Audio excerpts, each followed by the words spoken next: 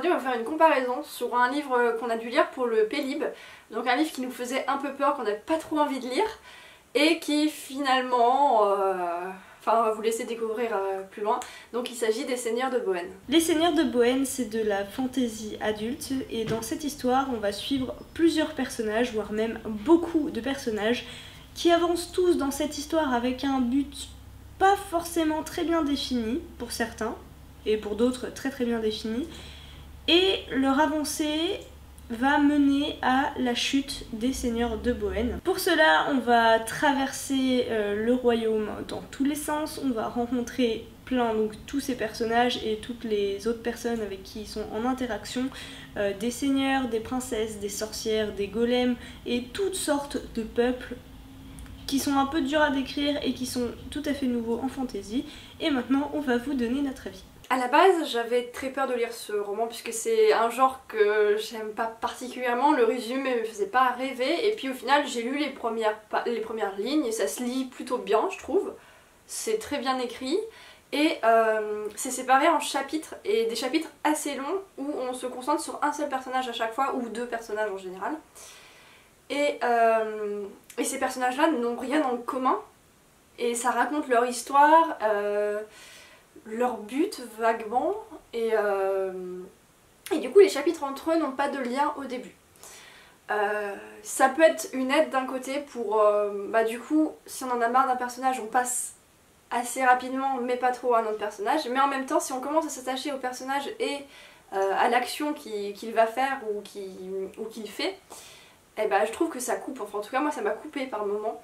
Et du coup c'était un peu dommage, surtout que le chapitre qui sera à nouveau centré sur le personnage qu'on vient de quitter ne reprend pas forcément au même moment où on l'a quitté, donc du coup c'est un peu dommage. Après ça fait partie du style, ça fait partie du choix de narration, donc c'est pas non plus trop gênant. Moi c'est quelque chose que j'ai bien aimé parce qu'il y a certains chapitres qui m'ont un peu ennuyée. Il y en a qui m'ont paru très longs, hein, du coup j'étais contente de cette coupure et j'étais contente de passer à une autre partie de l'histoire parce que il y a certains personnages qui ont une histoire palpitante au début alors que d'autres pas trop, et puis ça change au fur et à mesure.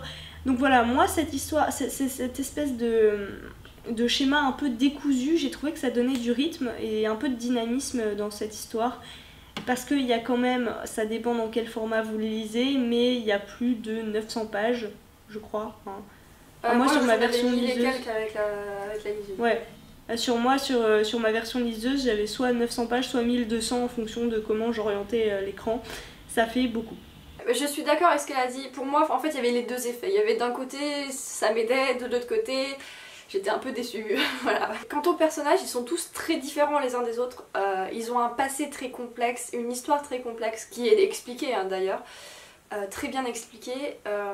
Ils sont pas tous forcément très attachants. Ils sont très originaux, donc soit par leur race, par leur pouvoir, par leur sexualité ou par plein d'autres choses.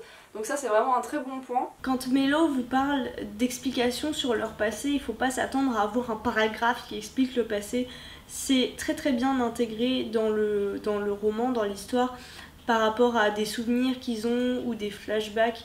Il y a un des personnages notamment qui s'appelle Sainte-Étoile, mais qui au début ne s'appelle pas Sainte-Étoile, et j'ai beaucoup aimé la façon dont on présente son histoire, dont on présente son passé. Parce qu'il y a une partie, je crois que c'est le premier chapitre d'ailleurs, où on va suivre l'élément déclencheur de son histoire, après quoi on va le laisser, voilà, on va pas le retrouver, et quand on le retrouve, on va avoir des bribes d'informations sur ce qui s'est passé entre ce point de départ et le moment où il en est arrivé là. Mais on n'a pas plus d'explications, mais c'est juste suffisant pour s'attacher. Enfin moi je me suis beaucoup attachée à ce personnage, je pense que c'est celui que j'ai préféré. Pour s'attacher au personnage, et deux, ne pas s'ennuyer. Mélo va vous évoquer rapidement leur sexualité. C'est de la fantaisie adulte, donc il y a de la sexualité qui est particulièrement originale. Voilà. On va un peu lourde parfois. Ouais, voilà, je la rejoins sur ce point-là. J'ai trouvé que c'était un peu too much. Parfois, ça paraît presque pas réaliste. On va pas en rajouter plus sur ce point-là, mais effectivement, ça nous a paru parfois un petit peu pas réaliste et un peu too much. Ouais, bah c'est surtout que j'avais l'impression que du coup l'auteur faisait une fixette sur ce point en particulier. Ouais, mais bon, enfin, c'est pas grave, ça je suis passe. d'accord. J'ai vu des commentaires de gens qui disaient qu'il y avait trop de personnages et qu'ils étaient perdus. Personnellement, j'ai pas du tout été perdue, c'était suffisamment clair, les noms étaient suffisamment clairs. Et la façon dont les personnages étaient traités, même si on se souvenait pas du nom, on se souvenait pas de qui c'était, ça aide à se dire ah bah oui voilà on est à nouveau avec ce personnage là. Enfin moi j'étais pas du tout Ouais, perdue. non, je suis d'accord avec Mélo. Je pense que c'est le propre de la fantaisie adulte en fait, tout simplement. Qu'il y a beaucoup de personnages peut-être. Ouais, voilà, et après c'est peut-être une habitude de lecture, enfin non, parce que toi en plus t'as pas l'habitude d'en lire, bah moi j'ai pas été perdue outre mesure. Hein. Comme tu le dis, ils ont chacun des éléments distinctifs qui permettent de remettre les pièces en place quand on est un peu perdu, donc ça va. Et le truc qu'il faut noter, c'est qu'ils ont chacun un objectif différent ou pas forcément d'objectif. Donc en gros, quand on lit au tout début, on ne sait pas vers quoi ça va mener. C'est pas comme dans de la fantasy où il faut sauver le monde, il faut faire une quête, ou voilà, c'est vraiment très très particulier du coup. Finalement, ils ont presque même des objectifs un peu égoïstes. Ils ont chacun un objectif par rapport à par exemple leur peuple ou eux-mêmes, ou soit ils sont en quête de leur histoire, soit ils essaient de sauver juste les gens de leur contrée.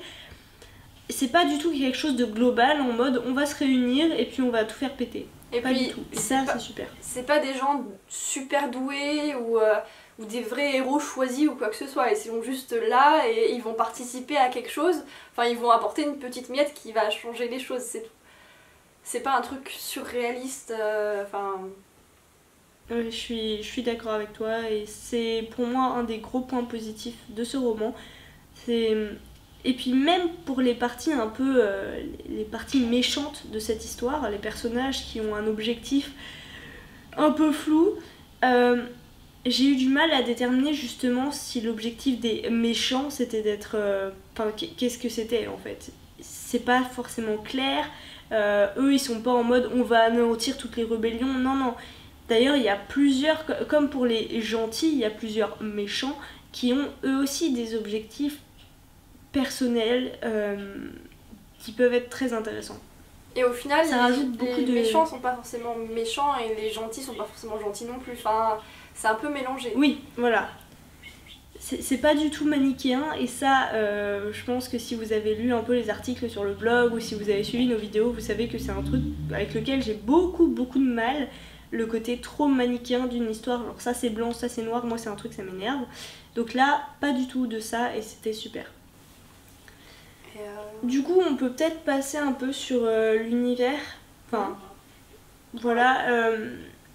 Du coup, ces personnages-là, on va les suivre dans Bohème, qui est déjà un pays très très diversifié, hein, parce qu'il y a plein de paysages différents. Alors j'ai eu un peu de mal à me situer par contre. Oui. Il y a une carte. Il n'y a pas de carte, je crois. Il y a une carte au tout début. Ah ouais, bah je me souviens plus de l'avoir vue. En tout cas, je m'y suis pas référée assez souvent parce que j'étais un peu paumée de savoir où est-ce qu'ils étaient dans le monde. Bon. Donc déjà, des paysages très différents, c'était très sympa. Et aussi des créatures. Et je peux le dire parce que ça m'arrive de lire un peu de fantaisie adulte, enfin un peu plus que Mélo en tout cas je pense. Et c'est pas des créatures qu'on retrouve beaucoup, voilà. Et j'étais très contente de les voir. Il y a notamment des golems. Les sorcières, ce ne sont pas des sorcières à part entière, ce sont des morganes. Et d'ailleurs j'ai l'impression qu'il y a plusieurs types de sorcières en fonction de quelle contrée elles viennent. Il y a des créatures mythologiques vraiment nouvelles que j'ai trouvées originales et qui rajoutent un vrai plus à l'univers. Moi d'un autre côté, étant donné que j'ai pas l'habitude de la fantaisie adulte, j'étais un peu perdue avec tous ces nouveaux termes qui ne sont pas forcément expliqués. Bon après avec les golems forcément je savais ce que c'était, mais il y a d'autres choses qui n'étaient pas hyper claires. Bon après ça va. Du coup bah j'ai passé sans trop comprendre et c'était pas grave, mais bon voilà, c'est un peu dommage. De la même manière que l'univers et les créatures sont très sympas, ce que j'ai beaucoup aimé c'est l'histoire de cet univers et qui est quand même à la base de ce scénario, puisque on a les anciens des Bohème en fait qui ont un peu foutu le bordel en mettant une malédiction, enfin tout ça. J'ai trouvé ça très complet. J'ai beaucoup aimé qu'on se réfère assez souvent à ce passé, donc pareil, il n'y a pas un gros chapitre explicatif sur qu'est-ce qu'il y avait avant quoi. C'est vraiment par petites insertions au fur et à mesure de l'histoire qu'on comprend qu'est-ce qu'il y avait avant les seigneurs de Bohême et pourquoi il y a eu cette malédiction. Donc du coup, en fait, tous les éléments qui se passent à l'instant T dans l'histoire prennent leurs racines dans quelque chose de beaucoup plus gros, beaucoup plus énorme que juste un événement récent. C'est pas comme s'il y avait un roi qui avait déclaré la guerre juste 5 minutes avant. Non, c'est vraiment quelque chose d'énorme et qui lance les petites quêtes de chacun des personnages. Voilà. Un autre point que j'ai beaucoup aimé, c'est que l'auteur n'est pas ni trop gentil ni trop méchante avec ses personnages, ce n'est pas trop facile pour eux. Il leur arrive des choses très dures, il y a des morts, il y a... Il y a du sang, il y a des larmes. Voilà, donc c'est pas... Bah, encore une fois, c'est parce que c'est de la fantaisie adulte, donc voilà, forcément, c'est un peu mieux, un peu moins enfantin. Je rejoins complètement Mélo là-dessus. Nos personnages sont courageux, ils sont déterminés, mais ils sont pas surhumains, c'est-à-dire que parfois ils ont des instants de faiblesse, comme n'importe qui. Suivant leurs objectifs, ils sont plus ou moins déterminés aussi, et ils souffrent pas mal. Pas trop, c'est-à-dire que c'est pas, on n'est pas dans l'extrême, il y a quand même ils ont quand même des petits coups de pouce, mais voilà, ni dans un sens ni dans l'autre, ce n'est trop, et ça fait plaisir. Et toujours par rapport à ce scénario, il n'y a rien de trop évident. Justement parce que on sait pas trop ce qui va arriver à ces personnages, puisqu'elle est pas trop méchante ni trop gentille. Du coup c'est difficile, moi j'ai pas réussi à deviner ce qu'ils allaient subir, ce qu'ils allaient traverser. En particulier Sainte-Étoile, donc le personnage que j'aime beaucoup, sa quête est tellement un peu absurde que finalement on sait pas du tout par quel chemin il va passer. Les rencontres qu'il fait l'emmènent dans différentes directions, on a l'impression qu'il se laisse un peu porter, mais il a quand même un objectif. Il n'y a rien de devinable, j'ai envie de dire, ça n'existe absolument pas, je pense. Et du coup, il y a des rebondissements que, pour ma part en tout cas, j'ai trouvé assez inattendus. Voilà. Oui, je suis d'accord, j'ai rien à dire de plus. Voilà, donc on a dit à peu près tout ce qu'on pensait sur ce livre. Donc en résumé, pour moi ça fait une très belle découverte que je m'attendais pas à trouver aussi belle. Et bon, par contre c'est pas un coup de cœur, c'est pas mon livre préféré ou quoi que ce soit, mais ça change beaucoup de ce que je lis d'habitude. Donc c'est un très bon point. Voilà.